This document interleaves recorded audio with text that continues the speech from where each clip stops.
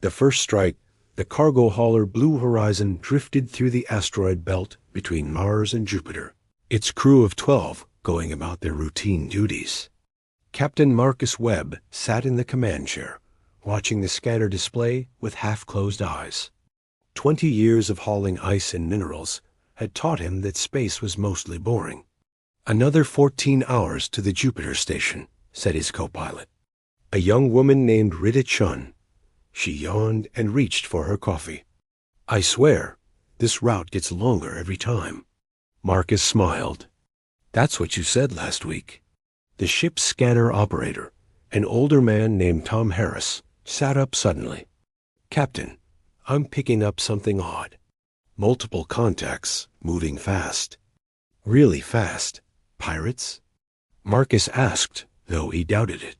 Pirates didn't operate this far out. "No, sir. These are... I've never seen readings like this. They're coming from beyond the belt, and they're..." Tom's voice cut off as his screen filled with red warning symbols. "Captain, we have incoming." The view screen lit up with a sight that would haunt human memory for generations. Hundreds of ships, each one larger than any human vessel, dropped out of faster-than-light travel in perfect formation. They were dark, angular things that seemed to absorb light rather than reflect it. "Get me a channel to Earth Command," Marcus said, his voice steady despite the fear rising in his chest. Now, before Rita could respond, every screen on the Blue Horizon flickered. An image appeared, a creature unlike anything in Earth's databases. It stood on 4 legs, with a torso that rose up like a centaur. Its face had too many eyes, and when it spoke, the translation came through in perfect English. "Humans of Sol System, you are hereby claimed by the Dominion. Surrender your worlds and accept servitude. Resistance will result in extinction." The transmission ended. Marcus stared at the blank screen for exactly 3 seconds. Then he hit the emergency broadcast button. "This is Captain Marcus Webb of the Blue Horizon to all human ships and stations. We are under attack. Unknown hostile force in the asteroid belt. They're demanding surrender. I repeat, we are." A beam of purple energy struck the cargo hauler. The shields held for a moment, then collapsed. The ship shuddered, and alarms screamed through the corridors. "Get us out of here!" Marcus shouted, but it was too late. The Blue Horizon wasn't a warship. It was a cargo hauler with minimal engines and even less armor. A second beam struck them, and the ship began to break apart out in those final moments. Marcus thought of his family on Earth, his wife, Jane, his daughter, Emma, who was only 7 years old. He hoped they would survive whatever was coming. The Blue Horizon exploded in a flash of light and debris. On Earth, the message from the Blue Horizon reached the United Earth Defense Command in Geneva. General Richard Stone watched the recording 3 times, his face growing harder with each viewing. "How many ships?" he asked. His intelligence officer, a sharp-eyed woman named Lisa Park, pulled up the data. Best estimate from the Blue Horizon's final scans: 800 capital ships, plus thousands of smaller craft. They're spreading through the outer system. And their demand? Total surrender within 48 hours, or they begin bombardment of Earth. Richard stood and walked to the window. Below, the city of Geneva went about its day, unaware that humanity's first contact with alien life was also its declaration of extinction. "They think we'll just give up," he said quietly. "They look at us and see primitives who barely made it to our own moon a few centuries ago." "Sir, our fleet is already mobilizing," Lisa said. "Every ship we have is being prepped for combat. But the numbers ... We're outnumbered 10 to 1, at least." Richard turned back to her. His eyes were cold, calculating. "They made a mistake, sir. They gave us 48 hours. They think that's mercy. They don't understand what humans do when someone threatens our home." He sat down at his desk and opened a channel to the Defense Council. "Gentlemen, ladies, The vote we've been avoiding for a decade needs to happen now. I'm requesting full authorization to deploy Project Hellfire." There was silence on the line. Project Hellfire was humanity's darkest secret weapons, so terrible that their very existence had been debated in closed sessions for years. Finally, a voice spoke. "Authorization granted, General. Show them what happens when you corner a human." Richard smiled, but there was no warmth in it. "With pleasure." Asterisk Humanity's answer, the alien fleet commander, whose name translated roughly to High Executor Vorn, stood on the bridge of his flagship. He watched the primitive planet called Earth spin slowly on the main display. It was a beautiful world, blue and green, perfect for colonization once the current inhabitants were removed. "Any response from the humans?" he asked his communications officer. "Nothing, High Executor. Their military vessels are gathering near their moon, but they make no attempt to communicate." Vorn's forelegs shifted with satisfaction. As expected, they realized the futility of resistance.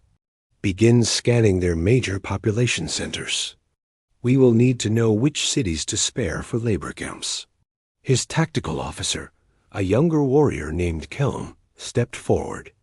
"High Executor, I must express concern. We have no data on human combat capabilities. Perhaps we should concern?" Vorn's multiple eyes focused on Kelm. "These creatures only achieved faster-than-light travel 15 years ago. Their largest warship is smaller than our scout vessels. What is there to fear? The Dominion's standing orders require proper reconnaissance before." "Enough." Vorn's voice cut through the bridge. "I have conquered 47 species. I know primitive resistance when I see it. The humans will serve or die. There is no third option. On the moon's far side, hidden in a crater that never saw Earth's light, the Hellfire facility hummed with activity. Dr. Robert Mills ran through the final checklist for the third time. His hands shook slightly as he worked. "All systems green," reported his assistant, a young physicist named David Kumar. "The quantum tunneling drives are stable. Payload is armed and ready." Robert looked at the screen showing the alien fleet. 800 ships, each one capable of destroying a city with a single shot. And here he stood, about to unleash something worse. "Do you ever wonder if we're the monsters?" he asked quietly. David looked at him with serious eyes. "My family is in Mumbai, Dr. Mills. 3 billion people on Earth, and billions more in the colonies. If we're monsters for protecting them, then I'll be a monster." Robert nodded slowly. "Begin the launch sequence." Across the lunar surface, hidden silos opened. What emerged looked like ordinary missiles to any observer, sleek, silver, unremarkable. There were only 12 of them. The alien fleet had thousands of weapons. The numbers seemed laughable, but these weren't ordinary missiles. Each one carried a warhead, designed by the brightest minds humanity had produced. They had worked in secret for a decade, ever since the discovery of zero-point energy made it theoretically possible to weaponize the fabric of space itself. The missiles didn't fly toward the alien fleet. Instead, they simply vanished, tunneling through quantum space to emerge exactly where they were programmed to appear. High Executor Vorn was reviewing the bombardment schedule when the first explosion occurred. It wasn't an explosion in the traditional sense. There was no fire, no shockwave, no debris. One of his capital ships simply ceased to exist. The space where it had been now contained a perfectly spherical void, a bubble of absolute nothing that consumed matter, energy, even light itself. "Report," Vorn shouted. "Unknown weapon strike. The valiant conquest is gone, High Executor. Sensors show a quantum collapse field where the ship was. Nothing can escape it." Before anyone could respond, 11 more bubbles of annihilation appeared throughout the fleet. Each one swallowed a capital ship whole. But they didn't stop growing. The quantum fields expanded, slowly but inevitably, consuming everything in their path. Evasive maneuvers. Get the fleet away from those fields. The Dominion ships tried to flee, but their size worked against them. The smaller human missiles had been designed for one purpose: to kill ships that were too large to dodge. 3 more capital ships vanished into the growing voids. Fire on the planet. Destroy their launch sites. Vorn commanded. High Executor, the weapons came from their moon, but we cannot determine the exact location. And the quantum fields are continuing to expand. If we don't retreat beyond the asteroid belt, we'll lose more ships. Vorn stared at the tactical display in disbelief. 15 of his capital ships gone in less than 5 minutes. These primitives, these creatures who barely understood faster-than-light travel, had created weapons that violated every conventional understanding of warfare. "Pull back," he said, his voice hollow. "Pull back to Jupiter orbit. We need to reassess." As the alien fleet retreated, General Stone watched from Earth Command. The quantum collapse fields would eventually stabilize and fade, but they had served their purpose. They wanted to see what humans do when threatened, he said to Lisa. Now they know. We don't just fight back. We rewrite the rules of war itself. The cost of arrogance High Executor Vorn's flagship held position near Jupiter's largest moon. Around him, the remains of his once mighty fleet tried to reorganize. The quantum collapse fields had finally stabilized after consuming 15 capital ships and twice that number of smaller vessels. Nearly 20,000 Dominion warriors were simply gone, erased from existence.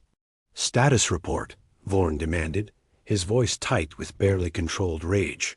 Kelm approached cautiously. "We've lost 18% of our capital ships. High Executor.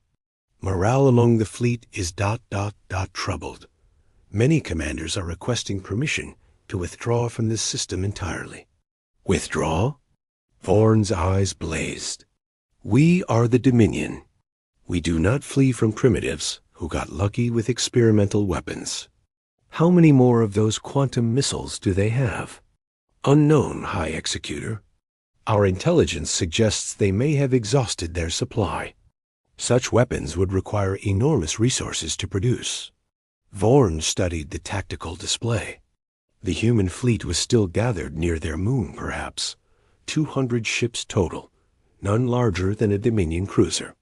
On paper, his remaining forces still held overwhelming superiority. "They show their hand too early," he said, confidence returning to his voice. "They used their most powerful weapons first, because they have nothing else. Now we adapt. We will not bunch our ships together. We spread out, approach from multiple vectors, and overwhelm their defenses with sheer numbers. And if they have more quantum weapons, then we accept losses and press forward anyway. The Dominion does not bargain with lesser species." Vorn turned to his communications officer. "Send a message to the humans. Tell them their resistance has been noted. Tell them we will now demonstrate what happens to species who defy us. We begin bombardment of their colony on Mars in 1 hour. On Mars, the domed city of New Phoenix housed 3 million colonists." Governor James Peterson received the alien transmission and immediately ordered evacuation. But there was nowhere to go. The transport ships could carry maybe 50,000 people before the bombardment began. "Get the children on first," he ordered his emergency coordinator, a woman named Rachel Foster. "Then the medical staff and anyone under 30. Move." Rachel's face was pale but determined. "Governor, that leaves most of the population behind." "I know." James looked out at the red landscape beyond the dome.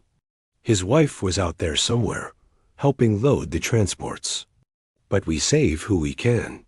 That's all we've ever been able to do." The evacuation sirens wailed across New Phoenix. People ran through the streets, some carrying children, others carrying nothing at all. The transports lifted off one by one, struggling under the weight of too many passengers. James stayed in the command center, watching the clock count down. 30 minutes left. 20. 10. Then, something unexpected happened. "Governor," Rachel shouted. "The alien fleet, they're taking fire." James pulled up the tactical feed. The Dominion ships approaching Mars were indeed under attack, but not from human vessels. Bright streaks of light were coming from Mars itself, from positions scattered across the surface. "The mining stations," he breathed. "The rail guns." Mars had dozens of electromagnetic railgun installations, originally built to launch mineral shipments into orbit. They weren't weapons, they were industrial equipment. But someone had turned them into the largest artillery batteries in human history. The railguns fired chunks of iron and nickel at a significant fraction of light speed. The projectiles weren't sophisticated. They didn't maneuver or track targets. They were just heavy metal moving very, very fast. The first Dominion cruiser never saw it coming. A 2-ton iron slug punched through its shields like they didn't exist, then through the hull, then out the other side.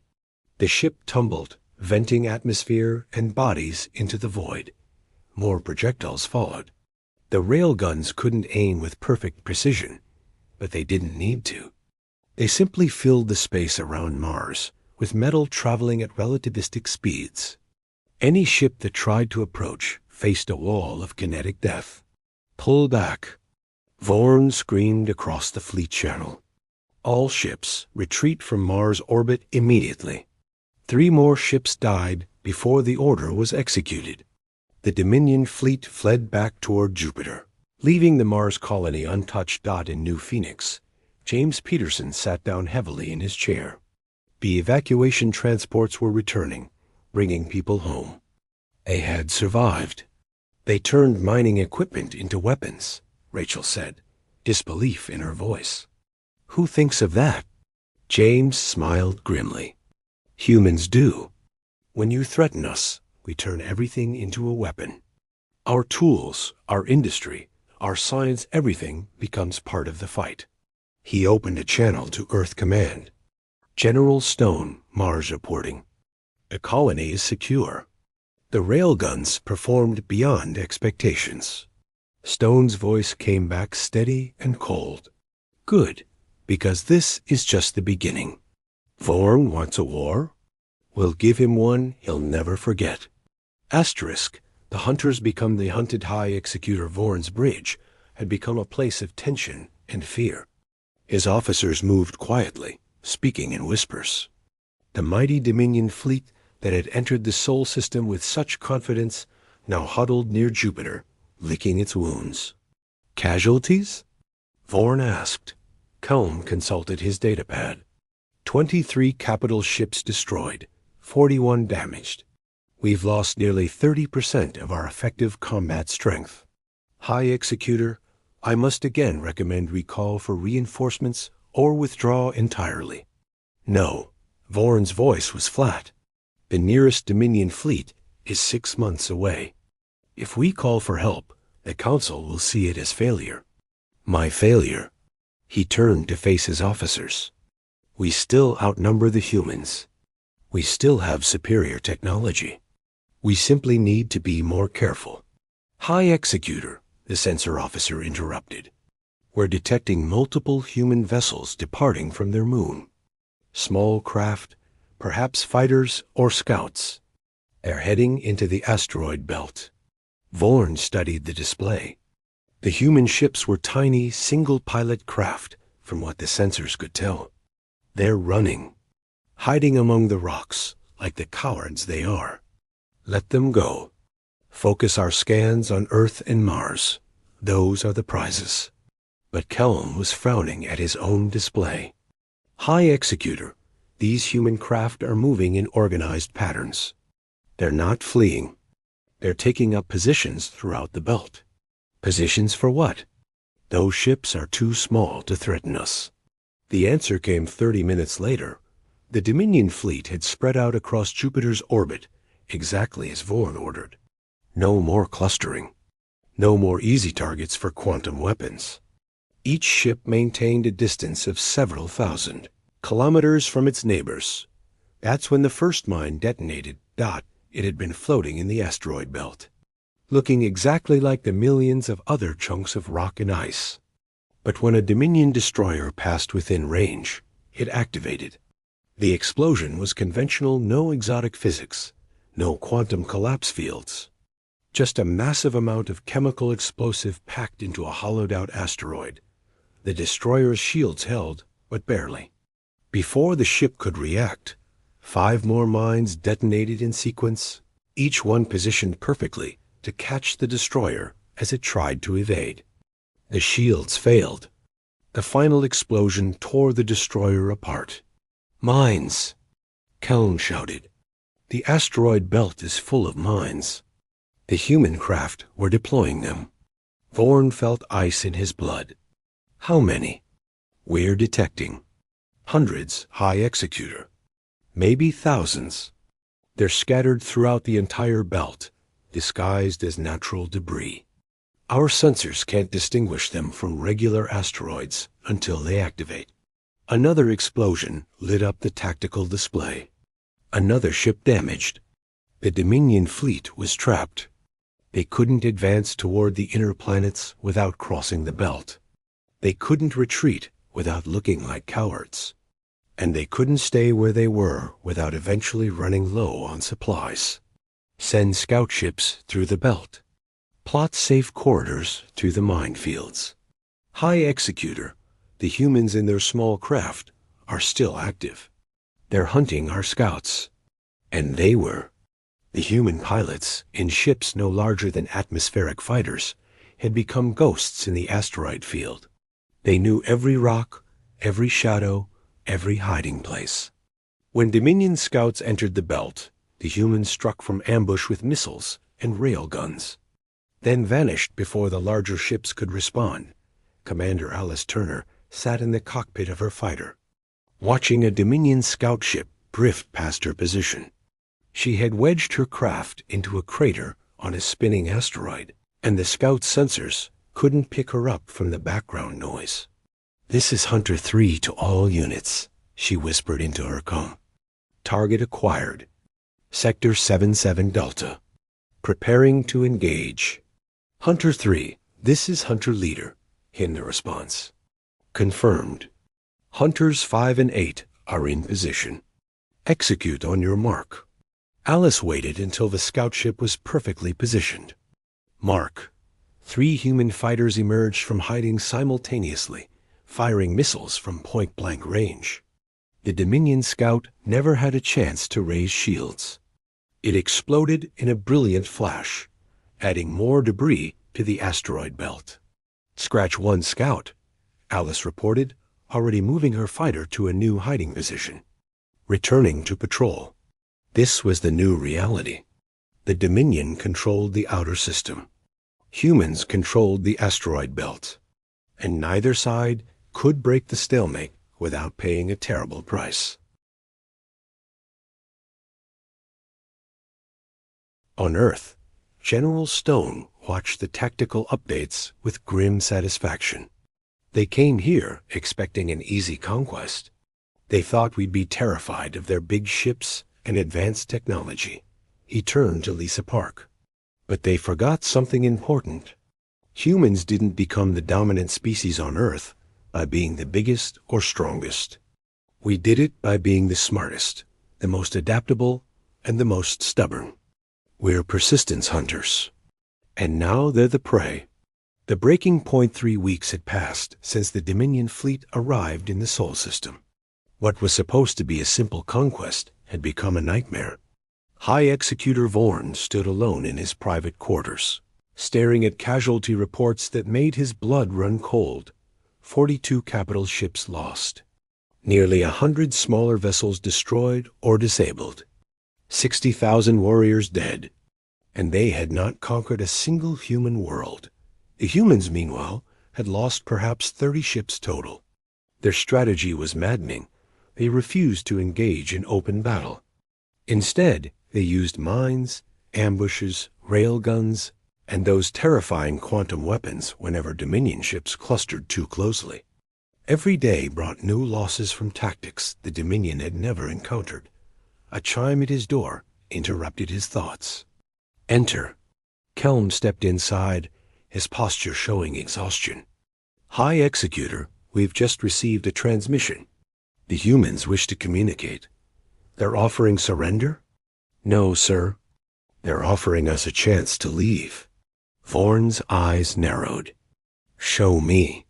The view screen activated, showing a human male in a military uniform. The translation software identified him as General Richard Stone, Commander of Earth's Defense Forces. High Executor Vorn, the general began, his voice calm and measured. I'm sending this message because I believe even enemies can be reasonable. You came here expecting an easy victory. You thought we were primitives who would crumble at the first show of force. You were wrong. Vorn said nothing, just watched. You've lost nearly half your fleet, Stone continued. Your supply lines are stretched across light years. You're surrounded by an asteroid belt we've turned into the largest minefield in history. Your ships can't approach our worlds without facing weapons you never anticipated. And every day you stay here, you lose more warriors to tactics your training never prepared you for. The general leaned forward. Here's what I'm offering. Leave. Turn your ships around and go home. Tell your Dominion Council that humanity is not worth the cost. We'll let you retreat with honor. No pursuit, no final attacks. You can tell your people you evaluated the situation and decided strategic withdrawal was the wisest course. And if we refuse? Vorn found himself asking. Stone's expression didn't change. Then we stop playing defense and show you what human warfare really looks like. You've seen our mines, our railguns, our quantum weapons. But we've been holding back, High Executor. We have weapons we haven't used yet because we hoped you'd be smart enough to leave before we had to. The transmission ended. Kelm waited quietly. Finally, Vorn spoke. He's bluffing. They've shown us everything they have. They're trying to frighten us into retreat. High Executor, permission to speak freely? Granted. I don't think they're bluffing. Kelm pulled up data on his pad. Our intelligence has intercepted references to something called Project Nightfall. We don't know what it is, but the humans guard information about it even more carefully than they guarded the quantum weapons. And there's something else. What? The humans aren't just fighting us, sir. They're studying us. Every engagement, they learn. They adapt. 3 weeks ago, our shields could withstand their missiles. Now they've modified the warheads to penetrate our defenses. They're evolving their tactics faster than we can counter them. Vorn turned away from his officer. His entire career had been built on conquest. 47 species had knelt before him. To retreat from the 48th would be humiliation beyond measure, but to stay might mean annihilation. What do the other commanders say? He asked quietly. They support whatever decision you make, High Executor. But privately, many have expressed concern. We've never faced an enemy like this. Most species either surrender immediately or fight pitched battles we can win through superior numbers. The humans do neither. They turn everything into a weapon. They hide, they ambush, they make us pay for every kilometer of space. And they seem to have an endless capacity for creative destruction. Vorn was silent for a long moment. He thought of the 20,000 warriors who would never return home. He thought of the ships, each one a masterpiece of Dominion engineering, now nothing but debris floating in the void. He thought of his own pride and what it had cost. Prepare the fleet for departure, he said finally. We leave in 6 hours. Kelm's relief was visible. Yes, High Executor. And the humans? Tell them they have earned their freedom. For now, Vorn turned back to the window, watching Earth spin in the distance. But also tell them this. The Dominion will remember. We will tell every species in the galaxy about the humans of Sol. We will warn them all. Warn them, sir. Yes, warn them never to threaten humanity unless they're prepared to lose everything. The end, asterisk.